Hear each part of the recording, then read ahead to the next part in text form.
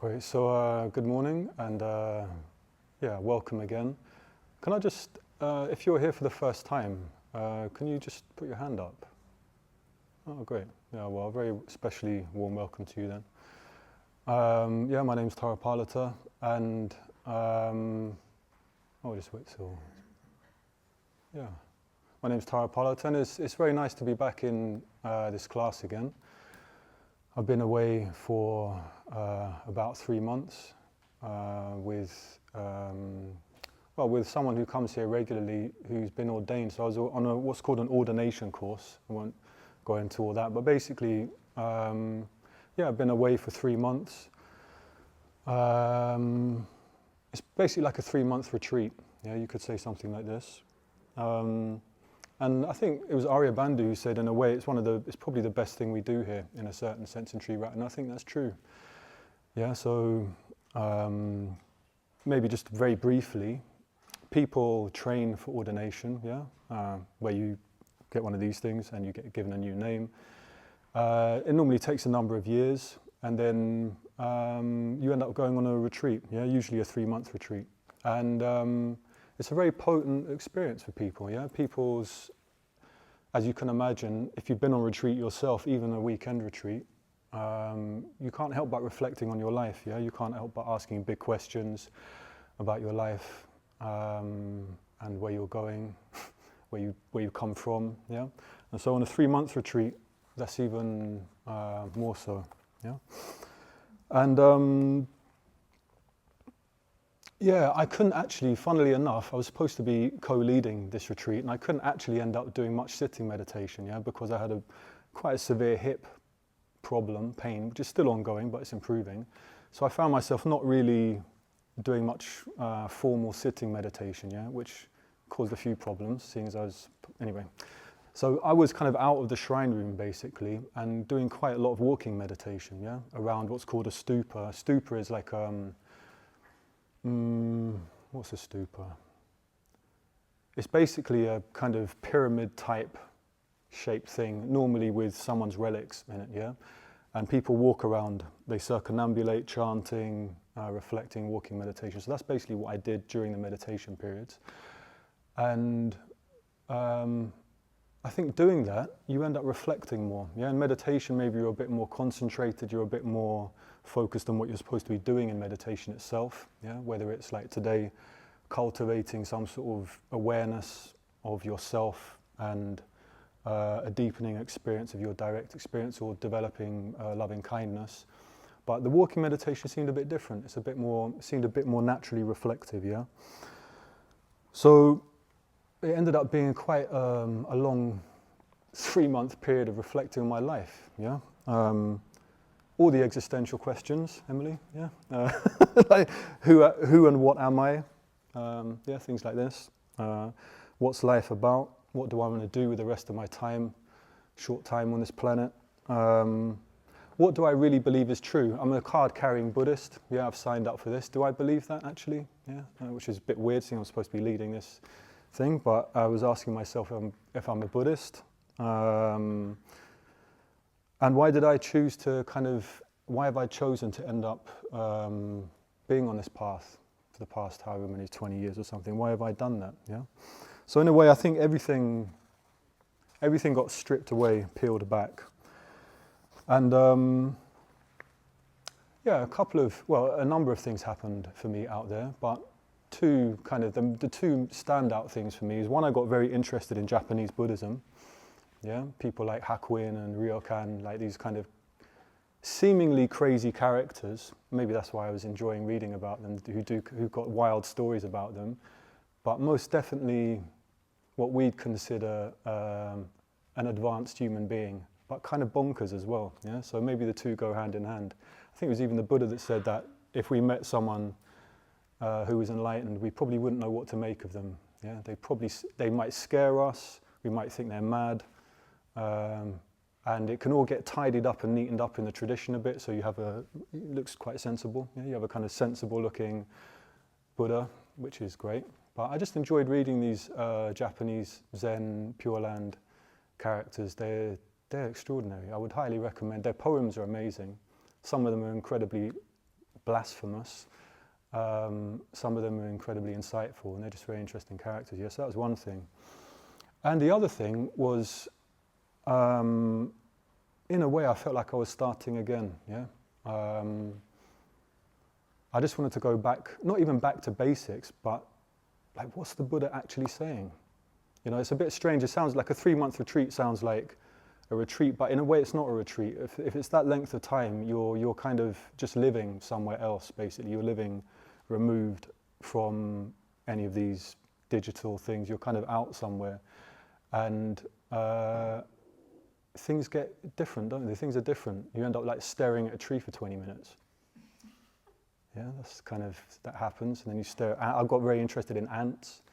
It's like, wow, they're wild. They're seriously extraordinary creatures. All ant warfare, you know, ripping each other's legs off. I mean, it's mad. Anyway, so I don't know. You end up in an open space, and I just felt like I just got a bit fed up with complicated Buddhism. Nothing wrong with.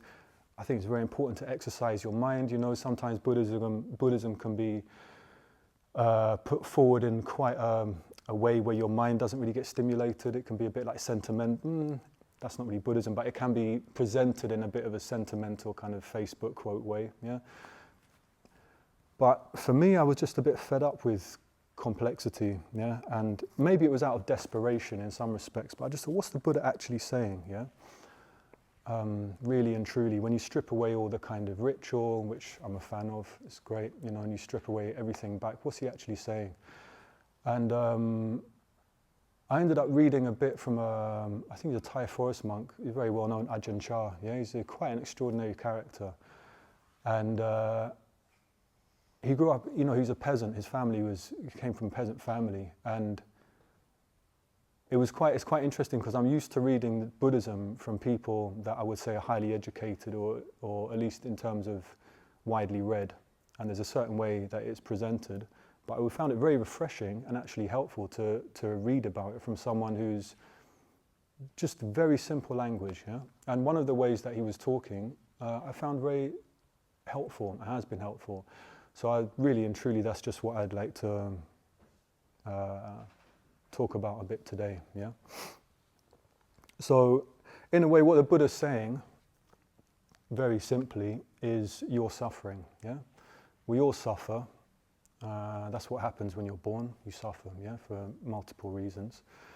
And there's a way out of suffering, yeah? If you want to strip it back, it's fairly simple. That was what the Buddha said he was interested in. He wasn't particularly interested in big metaphysical conversations, you know, all the froth that we get into and get headaches from with each other. He just said, listen, you're suffering, and there's a way out of suffering. And there's different kinds of suffering, aren't there? Yeah, as we all know, to our whatever, yeah, we suffer. One of the areas that I think we suffer most from, or at least I do, and what Ajahn Chah was talking about is fear, yeah? And it struck me the way he was talking about this suffering from fear. So I thought I'd just, go over it briefly, yeah? So, one of the things we fear is a fear of loss, yeah? And Buddhism's not fluffy, yeah? It can be, like I say, it can be presented as fluffy. You can have these little, I don't know where they come from, but these weird little cute Buddhas in IKEA that like, they like got their hand on their knees, like, great. I don't know where they come from. They're definitely not traditional, but we want that, yeah. But Buddhism's not fluffy. Buddha basically says, well, you're going to lose everything. Yeah, you will at some point. You will lose everything. That's just life, yeah. And we don't want to see that, yeah. We have many strategies to avoid that. Obviously, most of our life is kind of dedicated to avoiding looking at that, because you're left with a big question then about life, yeah? But we lose everything. But in a certain sense, the suffering comes from our fear of losing everything, yeah? The losing things is one thing, yeah? There's a grieving process, there's things that happen to us. Maybe it's not pleasant, but there's a lot of suffering to do with our fear of losing things, yeah? So, I've got an exciting little list of things we might lose. It's not conclusive, it's just my little little reflections in my own little life. But so I was talking to my cousin the other day, and he works in construction, and he was talking about, like, he just wants to be a good man now. Yeah, he used to be whatever, but now he just wants to be upright. Yeah? He wants to be an upright guy. And he was telling me about these people that he works with, yeah? And so this one guy is very, very, very wealthy that he was working for. And he wouldn't pay him. He wouldn't pay him, just like, it was like a minuscule amount in the end. It was like 4,000 euros that he wouldn't cough up at the end. And he went to pick up his tools from this guy's house, and he's got this enormous house, and he's by himself, miserable, sitting there watching football on his big TV screen, yeah? And he was saying he thought it's to do with fear of loss of control, yeah? It was quite straightforward. He wanted to control my cousin. It wasn't even about the money. It was just like he wanted to control him, and there was a fear of, like, not being in control. And I think that's a big one for all of us, yeah? We want to be in control, obviously, for good reason, but we fear loss of control. And the problem is, if you fear loss of control, you end up treating people like garbage. Yeah? You start treating people badly. That's generally what happens, isn't it? If you want to control people and control a situation, yeah? A lot of that comes through fear of loss of control. Another one, an obvious one, is loss of objects. Yeah? We all have our lovely objects. I've got plenty of lovely objects that I would be incredibly stressed about if I lost. And actually, even the thought of losing them is stressful, you know. I don't know why I think about this. Why not? Why not pepper it with a little colourful story? But quite a long time ago, I bought these incredibly expensive sunglasses, yeah? I think they were Versace or Dolce & Gabbana, and I was in a jungle rave wearing my sunglasses, as you do in a jungle rave. And I just bought them, and they cost a fortune. And I came out of the club at the end of the night, and they were destroyed because they were in a leather case, and they'd been crushed. And that was like a really horrible experience, yeah? Like a loss of some treasured object. So I think I'm a little bit clinging to my objects. I've got lots of objects that I like, and it generates a little fear. Anyway, loss of relationships, yeah, it's a big one. You have a bond with somebody, and either they subtly start to lose interest in you, or something starts falling apart, and we've lost a whole kind of future, potentially, a whole kind of dream we had of something. It could be lost, and even there's a fear connected with that loss, yeah? So that's another big area, I would say, kind of rocks your world, huh? A fear of loss of youth and beauty, yeah? I mean, it's kind of, yeah, anyway, that's what happens, isn't it? The decades pass, and every few years that goes by, you look in the mirror and you're like, oh dear. Oh no, no, I thought this wasn't going to happen to me. I thought it was just something that happened to everyone else, and I'd somehow evade the situation. I mean, it's embarrassing, but I remember when I was 30, I found like one of my first white hairs, yeah? And I was just like, no. So like the tweezers came out, I was like tweezering them out, and there's more, I was like, oh my God. And in the end, you just give up. You're just like, forget it. But the funny thing is, thankfully, unless you're extremely vain and, I don't know, avoidant, hopefully your kind of personality changes in such a way, and your understanding of life changes in such a way that you don't care anymore. You're just like, all right, here it is. It's all manifesting itself, all the white hairs. So be it. It's all good, you know, if you have something. And I was saying in this WhatsApp text that I felt like when I was younger, I felt like if I'm going to have a lot of white hairs, they'll come one day. If they're going to come, they have to be worth something. Yeah, I don't want to have like a load of white hairs and be a complete moron. Yeah, that was like my worst nightmare. So I don't know what's happened, but hopefully it's coming in that direction. maybe another big one in terms of fear of loss is losing people, yeah? People dying. So I had a very strange, but I don't know, important evening during this 3-month course, yeah, where it was an interesting experience. Weirdly enough, it began with me. I was reflecting on me as a child, like very clearly I could see myself. I thought, oh, what a sweet kid, you know, like really, and that kid's me now. Oh, wow. And then I'll get old potentially. And then I thought about my parents. I just ended up sobbing. I was sobbing for hours, yeah. And I used to kind of shut those sort of things down. I'd be like, this is out of control. But yeah, it was my parents, then it was all my friends, then it was everyone I know. And then it moved off me as well, which I thought was a good sign in the end. It wasn't just me and the people that I love, it was just like everyone, for example, on this retreat, oh wow, they're gonna lose people they love and they're gonna die. And then outwards and outwards to, it had a kind of expansive quality. Animals, yeah? I was really enjoying being with the lizards. Sounds ridiculous, but I got really sad thinking about these little lizards dying, you know? It was like, and I was just sobbing. And that, in a way, felt like almost the antidote to the fear of loss, though. It was more of a direct experience. The fear was gone. It started with fear, and then it turned into a kind of some strange, or maybe not strange, grieving, yeah?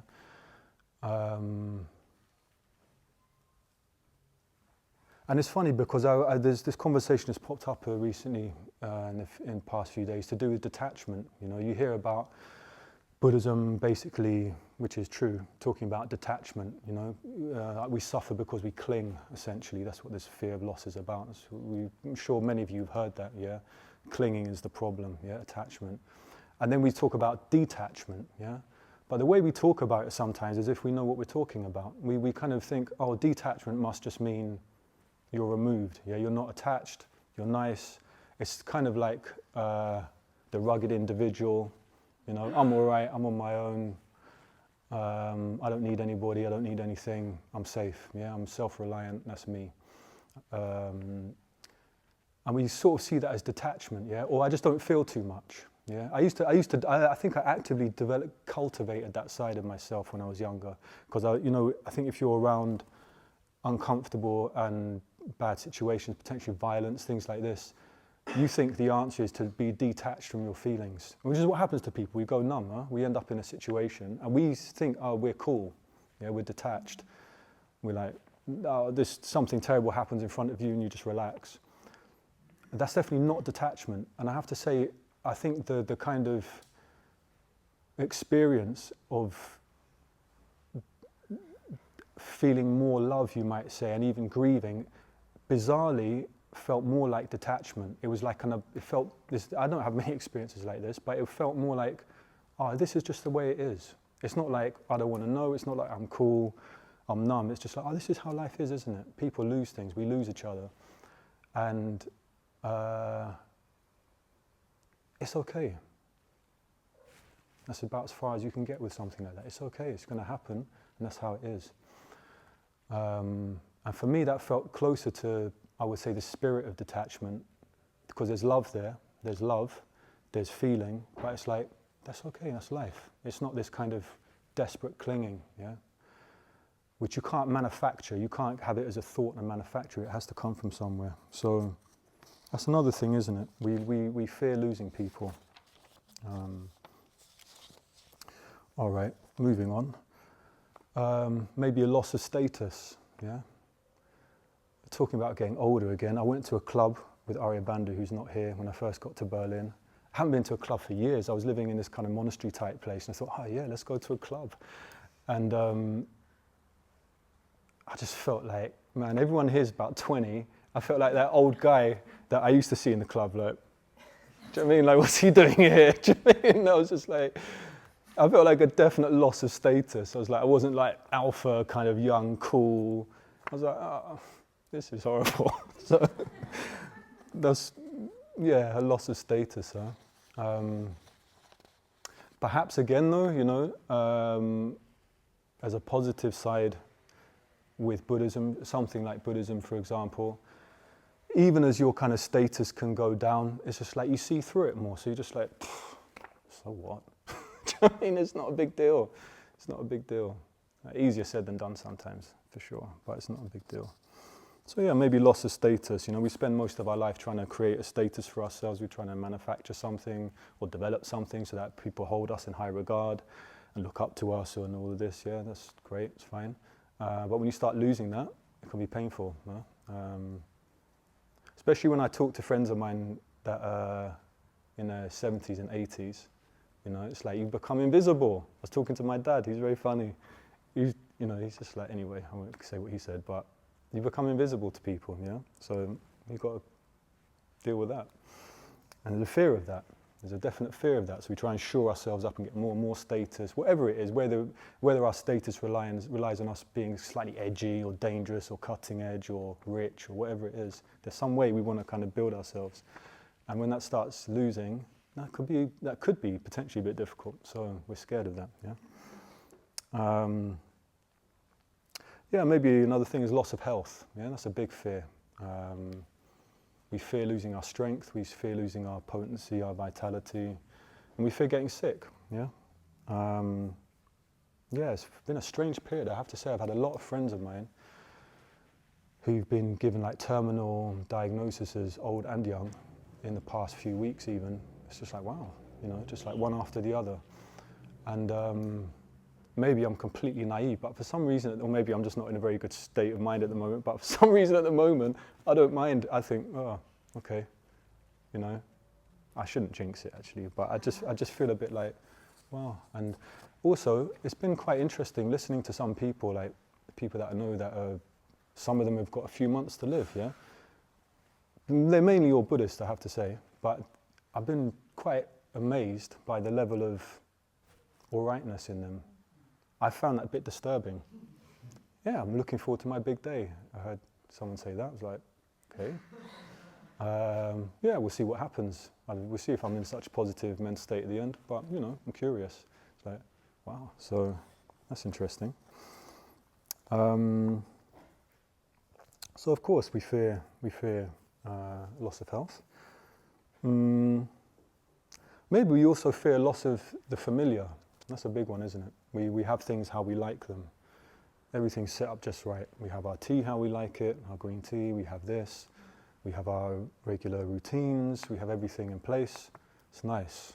I want that. I want more of that, actually. And we fear losing that, yeah? We fear having things thrown in the air. There's a tightness comes into the body again, yeah? So the loss of the familiar. It's worth saying, if you're going to practice Buddhism for a long time, you're going to be actively cultivating a loss of the familiar. So just so as a warning, pre-warning, it can be quite uncomfortable. But we'll get to that. Okay, so that's fear of loss. Another thing we fear is that we feel like we're not quite solid. We're not quite, how do you say it? We feel a bit made up. Yeah, we kind of, sometimes you can feel this thing like you desperately want to be a real person, Everyone else seems quite real sometimes. They seem quite solid with their jobs and their character and where they come from. And sometimes you can feel a little bit like patchwork, you're put together. And that's because you are. We all are. And, but we fear that. So we want something solid. We want to feel like, oh, I'm a somebody, yeah? I'm real. This is me. I know who I am. And we fear sort of not being found out, but there's a sort of weird sense of discomfort or unease in us that, because we can end up touching something that's true, the fact that we are actually made up, yeah? I get that. I used to get that a lot, You manufacture this whole personality that you put out to the world, this whole kind of edge, this kind of guy you are, this girl, whoever you are, you come out into the world and you get the sense sometimes, this is all a bit put together, yeah? But some people do feel real. I think that's partially why there's because we don't have any gods anymore, we don't have any kind of deities or anything like this, you might say, our loss, I would say. But because we don't have that, we deify other people, yeah? So I remember, it was a really bizarre experience, but I remember it was 2008 or 9 or 7, anyway, let's just say 2008. And I was in London, and I was in Leicester Square in the Underground, and you know what it's like, there was just like thousands of people, yeah, thousands and thousands and thousands, just going everywhere, and I was one of them. And I was like, I'm nobody, we're nobodies, yeah, I feel like an ant.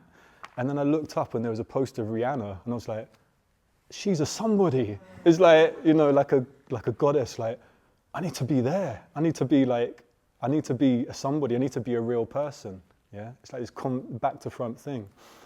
So I was doing loads of music, and long story short, I ended up doing some interviews, which I was appalling at, which made me realize I didn't want to do music. So I was doing loads of music, and I realized, you have to cultivate a personality now. Someone says, so what did you have for breakfast? And he was like, and you've got to tell an exciting story, and you become a nobody, you become a cardboard cutout, which is why, I know loads of people in that business, they start feeling very unreal.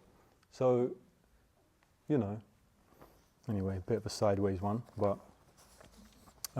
yeah, fear of not quite holding up, yeah? Maybe a clear loss of identity. You can see it on a broader scale at the moment. People seem to be scared, so you end up with like severe nationalism again. You know, people like, I'm English, I'm whatever. You know, whatever you are. People got their stake in the ground now and drawing a line like, this is me. Because when things start to lift off the ground, you want to kind of have a sense of being a real person and being like solid, yeah? Which, obviously, the Buddha said is going to be a major source of your suffering, yeah?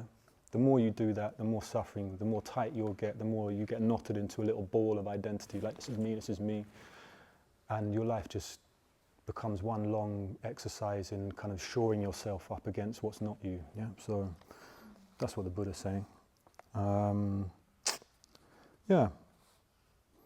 Okay, good, great, all the fear, great. Another simple one is fear of discomfort, yeah?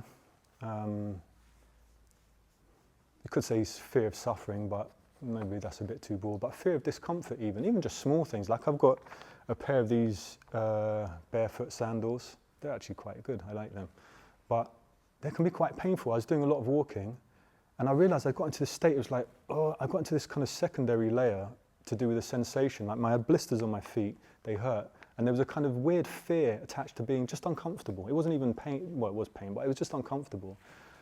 And then it was just like, this is the problem. This little fear and this little story about the pain is the problem. I ditched that, and I just had some interesting sensations in my feet. So what? And the next day I had a few like hardened bits on my foot. It was fine. But I think we do that with all sorts of things. You know, we get this little discomfort. This whole story comes on about it. There's an aversion to it. And yeah, it becomes a big issue for us, which is why it's quite good sometimes to sort of test yourself, isn't it?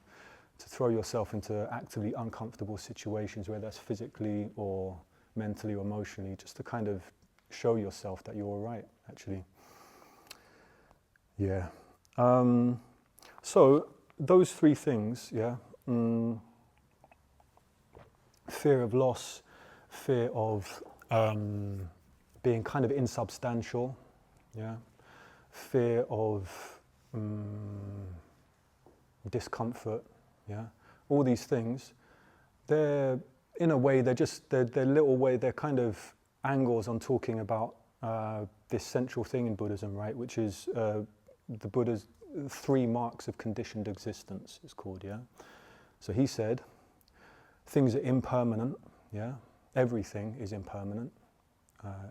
There's nothing permanent anywhere. There's no fixed point. There's no fixed deity that exists outside of change, yeah? Everything is impermanent. Everything is insubstantial, meaning everything is put together, yeah? There's no essential thing that you will find anywhere. There's no fixed soul, in a way. And the third thing is life is unsatisfactory, isn't it? I'm not even sure, I mean, you hear it all the time that there's a word in Sanskrit, dukkha, yeah? Dukkha. There seems to be different translations of this. or ideas about where it came from. Some say it means something like faulty cartwheel, yeah, on a.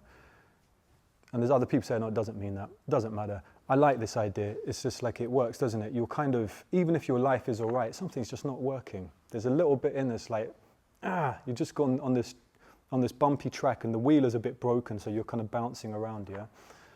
So that's dukkha. So these three marks, they're ways of looking at things, yeah. So you often hear, don't you, like Buddhists, they're kind of obsessed with impermanence, yeah, and suffering. How can they be so happy, yeah? Actually, it's not a metaphysical statement that the Buddha's making. Yeah? It's not a metaphysical point of doctrine. That it's more like if you look at the world through these lenses, yeah, through the fact, if you look at the world and you actually pay attention to your experience, and you see that things are impermanent and they're insubstantial and maybe not satisfactory, your life will change and your experience will change and something new comes into your experience, yeah? It's not like you sitting there reflecting on it all day, how terrible life is and how you're going to lose everything. And it's not like a religious position in that sense. It's more like a method, yeah?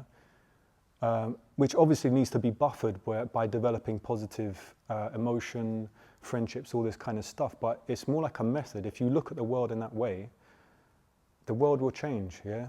You'll get out of your little hard little knot of selfhood, and you start experiencing things more fluidly. Yeah? There's a kind of different experience to be had on the basis of looking through these different lenses. Yeah? They're even said to be doorways. Yeah? So they're not things you have to drill into yourself and become a miserable person. Oh, everything's impermanent. It's not like that. It's leading to an experience always. That's the Buddha's whole point. It's about a direct experience. It's not a thought. It's not about having even a framework. It's about leading you to an experience of reality. Yeah? So in a way, these three things are the things that we tend to place our heart upon in life. Yeah, we tend to we're looking for these things, aren't we? We're looking for something that's going to be permanent, that is actually real and is pleasurable, essentially. Yeah. And the Buddha's saying, yeah, you're going in the wrong direction. Yeah. Which is why Buddhism is countercultural. Yeah, it just is. It goes against almost any culture in a certain sense at its core. Yeah, there may be kind of societal overlaps. There's codes of conduct. There's ways we conduct ourselves with each other that can bring a community together, which are crucial. But in terms of what it's actually saying, it's kind of countercultural. Yeah, to the things that we kind of want to do. So. In a way, the question then is, where do you place your heart? Yeah, if you can't place your heart there, you have to find a place to place your heart. You can't just leave it in a kind of dead zone, which unfortunately I think is what has happened to a lot of us and is happening across societies. It has a huge effect on people's mental health. Has a very bad effect on people. They just don't know where to put themselves. Yeah? If all this, you kind of know that all of this is not really working, it's not really going to work, it's not going to hold up. But you don't have anything else to go towards, yeah, and that's a horrible, horrible, horrible feeling to have in yourself, yeah. You feel like it just leads to the abyss. It leads to depression. It leads to nihilism. So you need something to place your heart upon, yeah. And well, in a way, Buddhism is very clear. There's kind of really only two places you can place your heart upon or your awareness in. One is your direct experience, like actually. Instead of always reaching out for something and clinging onto something, trying to bring yourself into your actual experience, not your secondary layer of your thinking, blah, blah, blah, blah, blah, what's happening tomorrow, what's going to happen after, this guy's annoying, rare, whatever, yeah? Is your actual physical experience, your actual direct physical experience, what's going on, yeah? Your actual emotional experience, your perceptions. You can place yourself there with intensity, yeah? And on a moment-to-moment basis. And your experience becomes more vivid. Not only becomes more vivid, things start opening for you that, and our previous state of mind as we are here on a Saturday morning, maybe I shouldn't make this assumption, we've got a certain level of consciousness, yeah? Maybe we're a bit dull, we're a bit tired, maybe we're happy, maybe we're whatever. But the more you direct your energy into your immediate and direct experience, things open, yeah? It's the whole thing that people experience in meditation. It's why people have their mind blown sometimes. They go on a retreat and it's like, wow, I've been living on a narrow bandwidth, yeah? very narrow bandwidth. And I've got nothing, in a sense, I've got nothing against psychedelic drugs, yeah? I think whatever, they can open doorways. But I had an interesting conversation with someone recently about that whole thing. It's like our own teacher said, psychedelics are a bit like a smash and grab raid on the transcendental, or can be, yeah?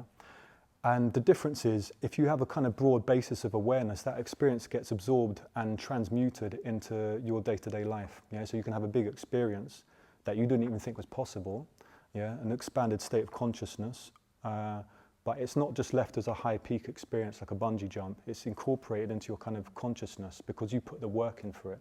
Yeah, you've got the foundation for that experience to integrate itself into your actual experience. Yeah, so direct experience. Yeah, it's not a religious thing. It's not even. It's just the way it is. Yeah, so that's one place you can play. That's one area or one commitment you can make to yourself, is to actually be alive. Yeah, rather than this whole thing where, unfortunately, I feel like that a lot of the time, you know, where I'm on the usual autopilot thing, yeah, just numb, a bit numb, autopilot. I don't want that, yeah.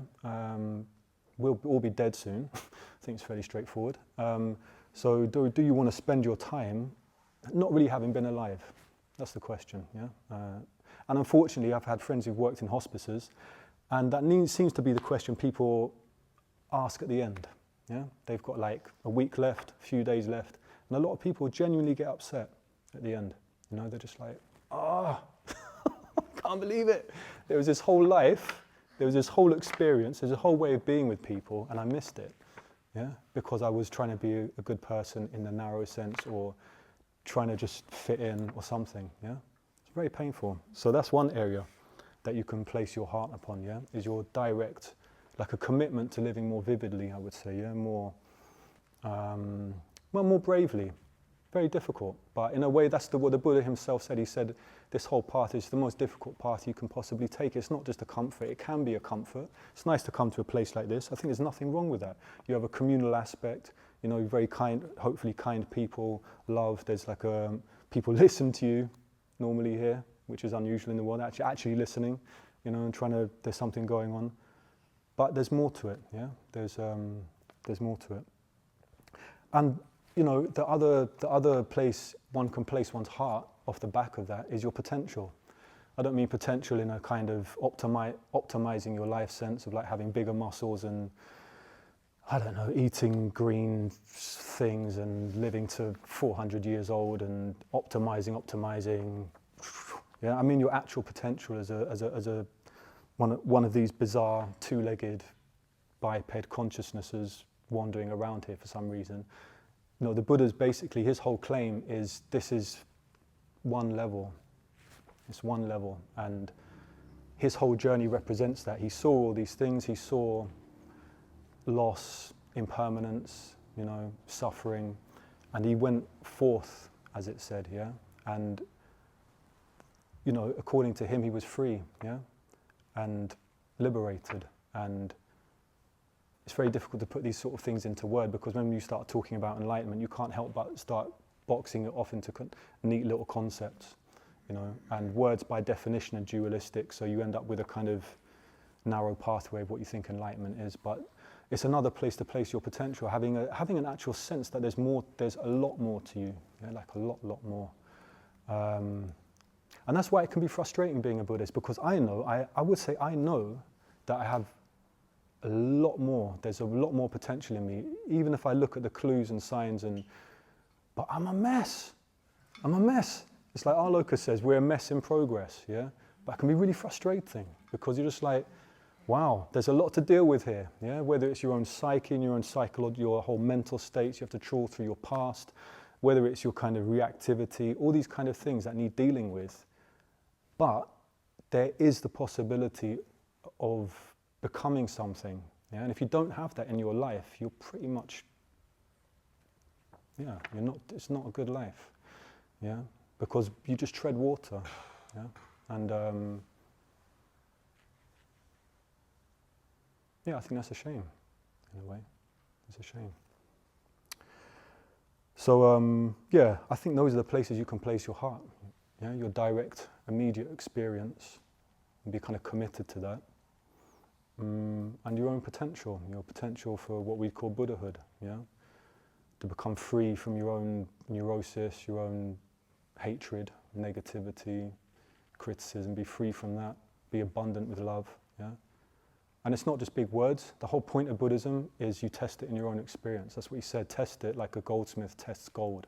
It's not just about some lovey-dovey, oh yeah, I'm a Buddhist now and I love everyone. It's not like that. There's graft, yeah, there's work to put in, but you can. Yeah, and maybe I'll just finish by saying in a certain sense, the only really important takeaway from all of this, I think, is that actions matter. Yeah, your actions matter. Yeah, we can kind of kid ourselves sometimes that, well, it didn't really matter. It's not so bad what I said.